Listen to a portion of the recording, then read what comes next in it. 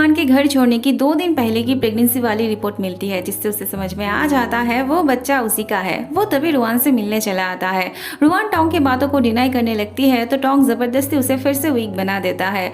Ruan Tong को समझाती है अभी उनका एक साथ रहना ठीक नहीं है, उन्हें अभी दिखावे के लिए ये शादी करनी पड़ेगी, उसे एजी के साथ और उसको दाइजिंग के साथ। रुआन टोंग को भरोसा रखने के लिए कहती है कि वो इन सब के बाद फिर से एक होंगे। अगले दिन टोंग रुआन को ऑफिस से बाहर आने के लिए कहता है। रुआन के पीछे पीछे जिया भी चली आती है उसे देखने।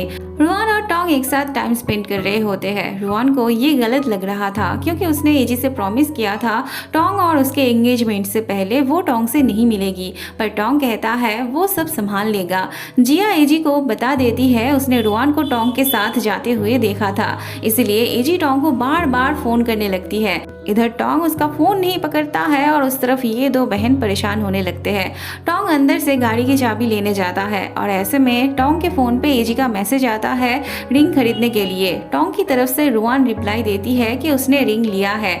मैसेज पाके एजी के दिल में तो शांति मिलती है, पर जिया सोचने लगती है तो क्या टोंग गिल्टी फील कर रहा है या फिर उसी से कोई गलतफहमी हुई थी। एजी उसे ही गलत कहने लगती है। अगले दिन टोंग फिर से रुआन को मिलने बुलाता है, पर रुआन एंगेजमेंट से पहले उससे मिलने से मना करती है।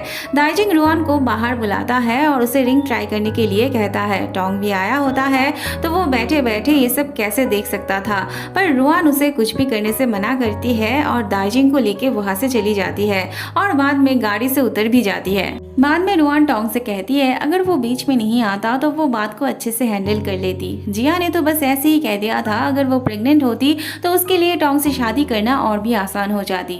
एजी उस बात को सीरियसली लिया था और हॉस्पिटल से अपना प्रेग्नेंट होने का बंदोबस्त करके आई थी। जिया को उसका ये फैसला बिल्कुल भी सही नहीं लगती है। दादाजी के असिस्टेंट को भी समझ में आ जाता है दादाजी ने क्यों टोंग को अपना सारा शेयर देके गए थे।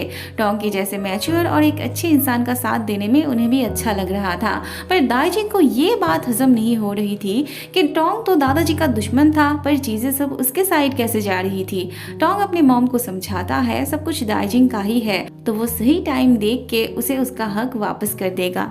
दाइजिंग टोंग को उसके और रुआन के शादी का कार्ड देने आता है। टोंग उसे कहता है इससे क्या वो रुआन का प्यार पा सकेगा कभी, वो उसे और भी ज्यादा हेट करने लगेगी, वो तो उसे देखना भी नहीं चाहेगी।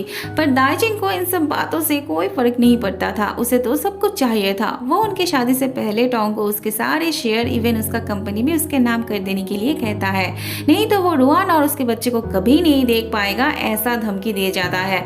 अगले सीन में टोंग रुआन को डॉक्टर के पास ले जाने के लिए आता है, तभी दाइजिंग भी आ जाता है। रुआन को लेके वो दोनों फिर से झगड़ा करने लगते हैं और ऐसे में दाइजिंग की वजह से रुआन जमीन पे गिर जाती है। फिर टोंग दाइजिंग को बातें सुनाते हुए रुआन को डॉक्टर के पास ले जाने लगता है। जिया वही रह के उनके बातें सुन रही थी।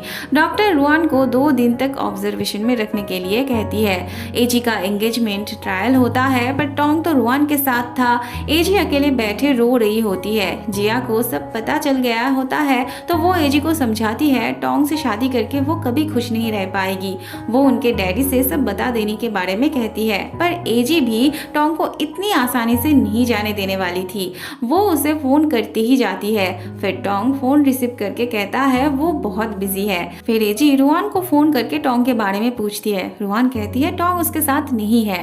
टोंग रुआन के हाथों से फोन लेके कॉल काट के फेंक देता है और उसे चुपचाप रेस्ट लेने के लिए कहता है। रात में दोनों सो रहे होते हैं और ऐसे में दरवाजे की घंटी बजती है।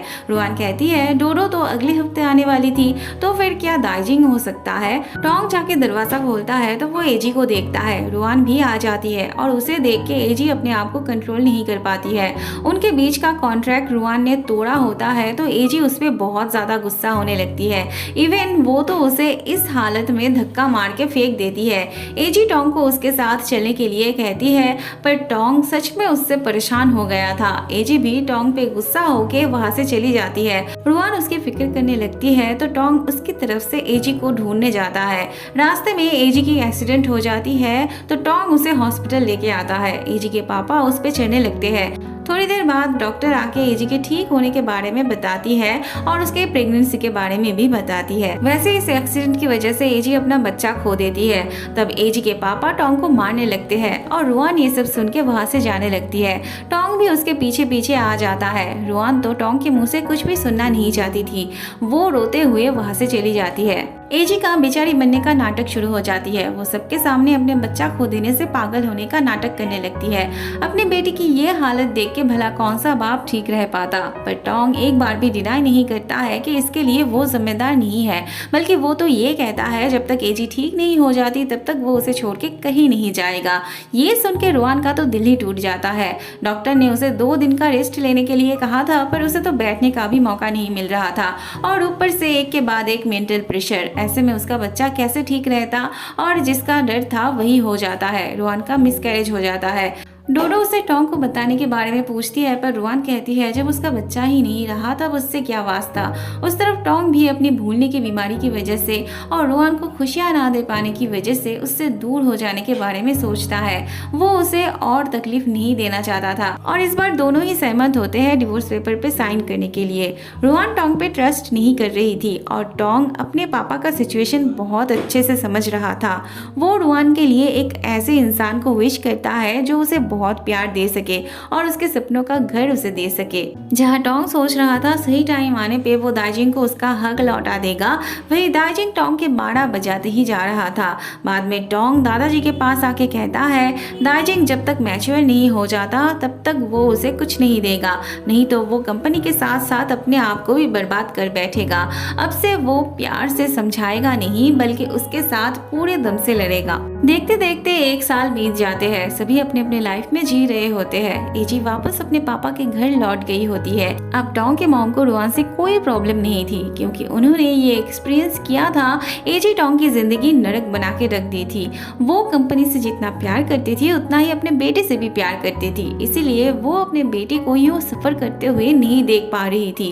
वो टोंग से रुआन को शादी करने के लिए कहती है, पर टोंग फिर से रुआन को परेशान नहीं करना चाहता था। उसे लग रहा होता है वो और रुआन अब फिर कभी नहीं मिल सकते। इस बार दाइजिंग और एजी के पापा एक साथ मिलकर टोंग के नाक पे दम कर रखे थे।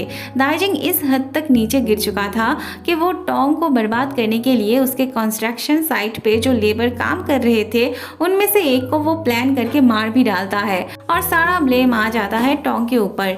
सारे लेबर टोंग के ऊपर भड़के हुए थे।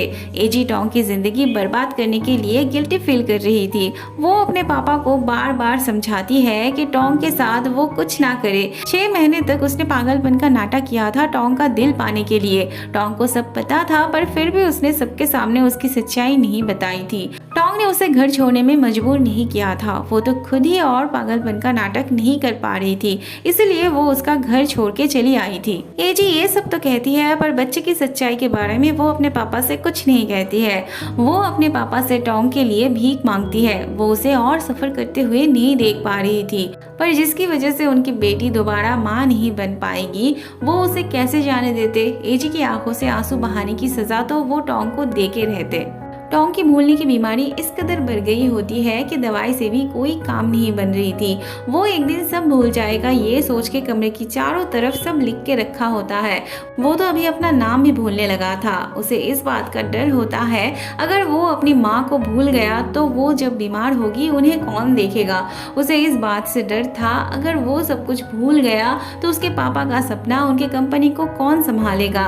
एक दिन जब वो रुआन को भूल जाएगा तब उसका क्या होगा।